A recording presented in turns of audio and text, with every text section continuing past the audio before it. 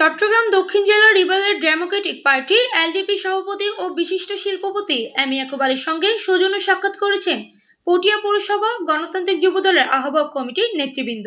শুক্রবার 4 জুলাই বিকেলে পটিয়া তার নিজ বাসভবনে এই সাক্ষাৎ অনুষ্ঠিত হয়। পটিয়া পৌরসভা গণতান্ত্রিক যুবদলের আহ্বায়ক দিদারুল আলমের নেতৃত্বে ফুলের শুভেচ্ছা বিনিময়ের মাধ্যমে শুরু হয় এই সৌজন্য সাক্ষাৎ।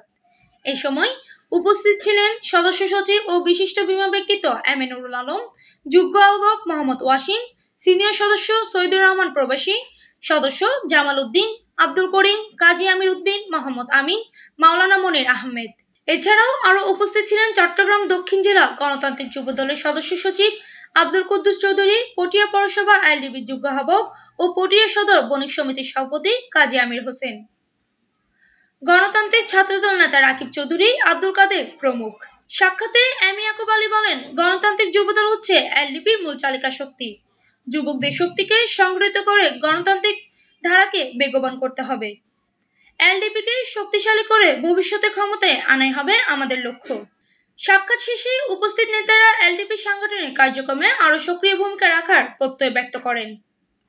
পটিয়া প্রতিনিধির পাঠানো তথ্য ভিডিও চিত্রে PIB 71 টিভি।